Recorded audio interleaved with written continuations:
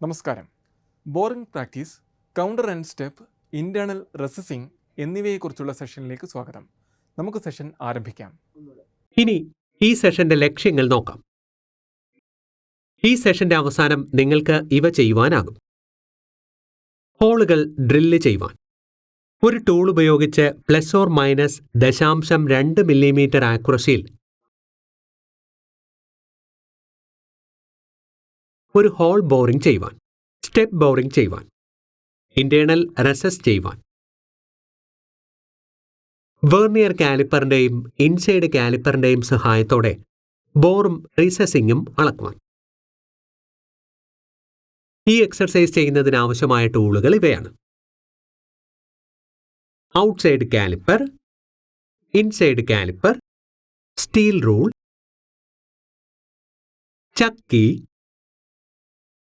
Facing tool, വ്യത്യസ്ത സൈസുകളിലുള്ള drill ബിറ്റുകൾ, vernier calliper, radius gauge, recess tool, boring bar, R2, R3 tool. Boring tool ഉപയോഗിച്ച് മുൻകൂട്ടി drill ചെയ്ത ഹോളുകളുടെ ഡയമീറ്റർ വർദ്ധിപ്പിക്കുന്ന പ്രക്രിയയാണ് ബോറിംഗ്.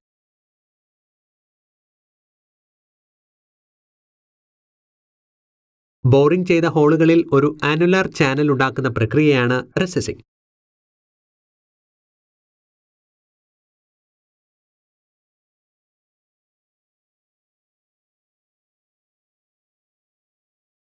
ഒരു ഹോൾ ഡ്രിൽ ചെയ്ത് ആവശ്യമുള്ള വലുപ്പത്തിലേക്ക് ബോൾ ഡ്രിൽ ചെയ്യുന്നതിനുള്ള ക്രമം ഇപ്പോൾ നമുക്ക് പഠിക്കാം.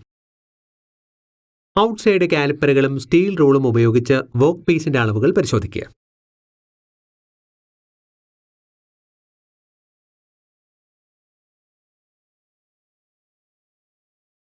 ചക്കിന് പുറത്ത് 45 mm ഉള്ള ഒരു ചക്കി ഉപയോഗിച്ച് 4 ജോ ചക്കിൽ ജോബ് മൗണ്ട് ചെയ്യുക. വർക്ക് പീസിന്റെ ഒരു എൻഡിൽ ഫേസിംഗ് ഓപ്പറേഷൻ ചെയ്യുക. ഡയമീറ്റർ 45 മില്ലിമീറ്റർ ആയി കുറയ്ക്കുന്നതിന് സാധ്യമായ മാക്സിമം ലെങ്ത് വരെ ടേണിംഗ് ഓപ്പറേഷൻ ചെയ്യുക. ടെയിൽ സ്റ്റോക്കിൽ ചക്കിനൊപ്പം 10 mm പെല്ലറ്റ് ഡ്രിൽ ഹോൾഡ് ചെയ്യുക. ടെയിൽ സ്റ്റോക്ക് ഡ്രില്ലിങ്ങിനായി സൗകര്യപ്രദമായ സ്ഥാനത്തേക്ക് നീക്കുക. ബെഡിൽ ടെയിൽ സ്റ്റോക്ക് ലോക്ക് ചെയ്യുക. ലെയ്ത്ത് പ്രവർത്തിപ്പിച്ച് ഡ്രിൽ മുന്നോട്ട് കൊണ്ടുപോവുക. അങ്ങനെ അത് ചക്കിൽ ഹോൾഡ് ചെയ്തിരിക്കുന്ന ജോബിൽ ഡ്രില്ലിംഗ് ഓപ്പറേഷൻ ചെയ്തു. അതിലൂടെ ഒരു ഹോൾ ലഭിക്കും.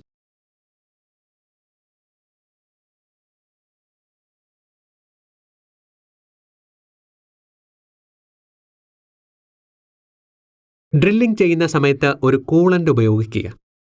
ഡ്രിൽ സാവധാനം മുന്നോട്ട് കൊണ്ടുപോവുക. ഡ്രിൽ ചെയ്ത ഹോൾ 14 മില്ലിമീറ്ററായി വലുതാക്കുക. ടൂൾ പോസ്റ്റിൽ ബോറിംഗ് ടൂൾ മൗണ്ട് ചെയ്യുക.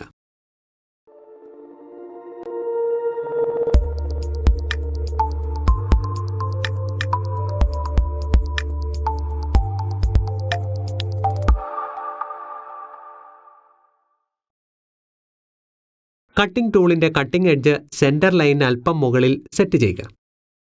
കാരണം കട്ട് ചെയ്യുമ്പോൾ ടൂൾ താഴേക്ക് ആടുവാനുള്ള പ്രവണതയുണ്ട്.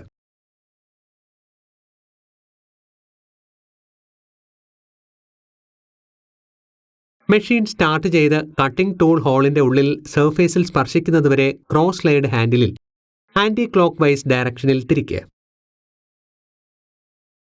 ജോബിന്റെ വലതുവശത്ത് 0.2 മില്ലിമീറ്റർ ആഴത്തിലും ഏകദേശം 8 മില്ലിമീറ്റർ നീളത്തിലും ഒരു ലൈറ്റ് ട്രയൽ കട്ടെടുക്കുക. മെഷീൻ സ്റ്റോപ്പ് ചെയ്ത് ഇൻസൈഡ് കാലിപ്പർ ഉപയോഗിച്ച് ഡയമീറ്റർ അളക്കുക. ഫിനിഷ് ചെയ്ത വിധത്തിൽ ബോർ സൈസ് ലഭിക്കുന്നതിനാവശ്യമായ ഡെപ്തിലേക്ക് കട്ടിംഗ് ടൂൾ സെറ്റ് ചെയ്യുക. ക്രോസ് സ്ലൈഡ് ഗ്രാജുവേറ്റ് കോളർ ഉപയോഗിക്കുക. ആവശ്യമുള്ള 15 മില്ലിമീറ്റർ ഡയാമീറ്റർ ബോറിംഗ് ഓപ്പറേഷൻ പൂർത്തിയാക്കി വെർനിയർ കാലിപ്പർ ഉപയോഗിച്ച് അളക്കുക.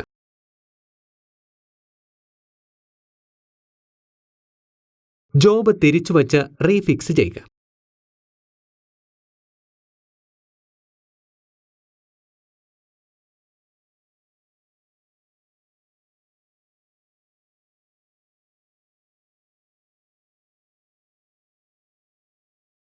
മൊത്തം 45 മില്ലിമീറ്റർ നീളം ലഭിക്കുന്നതിനായി മറുവശത്തും ഫേസിംഗ് ഓപ്പറേഷൻ നടത്തുക. മുഴുവൻ ലെങ്തിലും 45 മില്ലിമീറ്റർ ഡയാമീറ്റർ ലഭിക്കുന്നതിന് ടേണിംഗ് ഓപ്പറേഷൻ ചെയ്യുക. സ്റ്റെപ്പ് ബോറിംഗും ഇന്റേണൽ റെസസിംഗും നടത്തുന്നതിനുള്ള ക്രമം ഇപ്പോൾ നമുക്ക് പഠിക്കാം.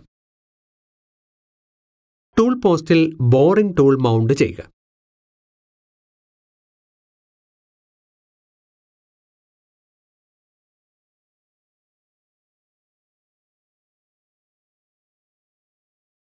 ഡ്രിൽ ചെയ്ത ഹോളിൽ ഉൾക്കൊള്ളുവാൻ കഴിയുന്ന ഏറ്റവും വലിയ ഡയാമീറ്ററുള്ള ബോറിംഗ് ടൂൾ ഉപയോഗിക്കുക.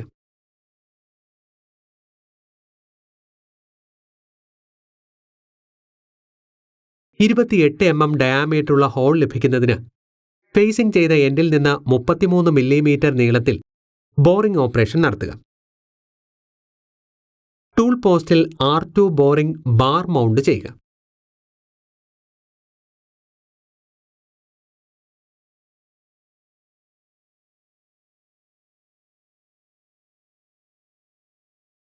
എൻഡ് ഫേസിൽ നിന്ന് ഏറ്റവും അകലെയുള്ള ഗ്രൂവിന്റെ എഡ്ജിൽ നിന്ന് ഫേസിലേക്കുള്ള ദൂരം കണക്കാക്കുക.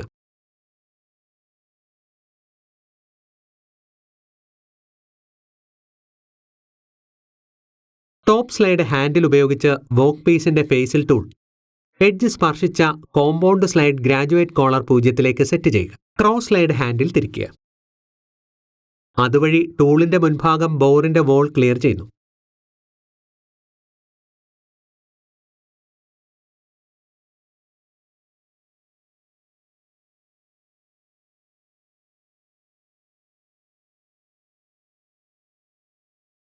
കാൽക്കുലേറ്റ് ചെയ്ത ഡിസ്റ്റൻസിലേക്ക് ടൂൾ സ്ഥാപിക്കുവാൻ ടോപ്പ് സ്ലൈഡ് ഹാൻഡിൽ ബോറിലേക്ക് തിരിക്കുക.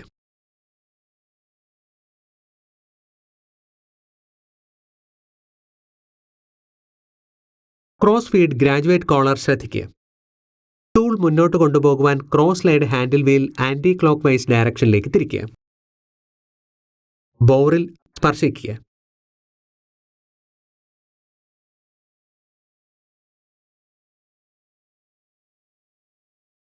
ബോറിൽ നിന്ന് ടൂൾ മെറ്റൽ നീക്കം ചെയ്യുന്നതിനായി ക്രോസ് സ്ലൈഡ് ഹാൻഡിൽ വീൽ അതേ ഡയറക്ഷനിൽ തിരിക്കുക. 4 mm വീതിയും 35 mm ഡയാമീറ്ററും 2 mm റേഡിയസുമുള്ള റെസസ് നിർമ്മിക്കുവാൻ സാഡിൽ ടെയിൽ സ്റ്റോക്കിലേക്ക് നീക്കിക്കൊണ്ട് ടൂൾ പിൻവലിക്കുക. ഒരു R3 റേഡിയസ് ടൂൾ ഉപയോഗിച്ച് സ്കെച്ച് അനുസരിച്ച് വർക്ക് പീസിന്റെ ഒരു എഡ്ജ് ടേണിംഗ് ചെയ്യുക. എല്ലാ ഷാർപ്പ് എഡ്ജുകളും ഡീബർ ചെയ്യുക.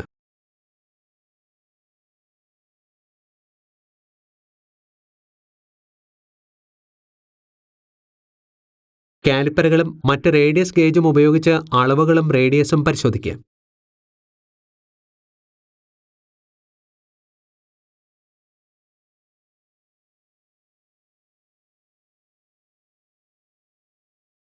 സുരക്ഷാ മുൻകരുതലുകൾ. വലിപ്പവും പ്രവർത്തനങ്ങളും അനുസരിച്ച് ശരിയായ സ്പിൻഡിൽ സ്പീഡ് തിരഞ്ഞെടുക്കുക. ടൂളുകൾ ശരിയായ സെന്റർ ഹൈറ്റിലേക്ക് സെറ്റ് ചെയ്യുക.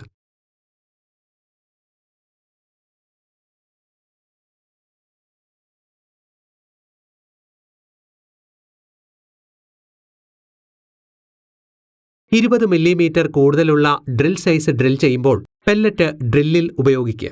ഡ്രില്ലിംഗ് ചെയ്യുന്ന സമയത്ത് ഡ്രിൽ സാവധാനം ഫീഡ് ചെയ്യുക. ഡ്രില്ലിംഗ് ചെയ്യുന്ന സമയത്ത് ഒരു കൂളന്റ് ഉപയോഗിക്കുക. ജൽപ്പനം കുറയ്ക്കുവാൻ ബോറിംഗ് ടൂൾ കഴിയുന്നത്ര ചെറുതാക്കി പിടിക്കുക. റീക്യാപ്പ് ചെയ്യാം. നമ്മൾ ഇതുവരെ പഠിച്ച കാര്യങ്ങൾ. ഹോളുകൾ ഡ്രിൽ ചെയ്യുവാൻ ഒരു ടൂൾ ഉപയോഗിച്ച് ±0.2 മില്ലിമീറ്റർ ആക്യുറസിയുള്ള ഒരു ഹോൾ ഡ്രിൽ ചെയ്യുവാൻ. സ്റ്റെപ്പ് ബോറിംഗ് ചെയ്യുവാൻ. ഇന്റേണൽ റെസസ് ചെയ്യുവാൻ. വെർനിയർ കാലിപ്പറിന്റെയും ഇൻസൈഡ് കാലിപ്പറിന്റെയും സഹായത്തോടെ ബോറും റെസസിങ്ങും അളക്കുവാൻ. Boring practice plain, counter and step, internal recessing എന്നിവയെക്കുറിച്ചാണ് നാം ഈ സെഷനിൽ ചർച്ച ചെയ്തിട്ടുള്ളത്. അടുത്ത സെഷനിൽ കാണാം.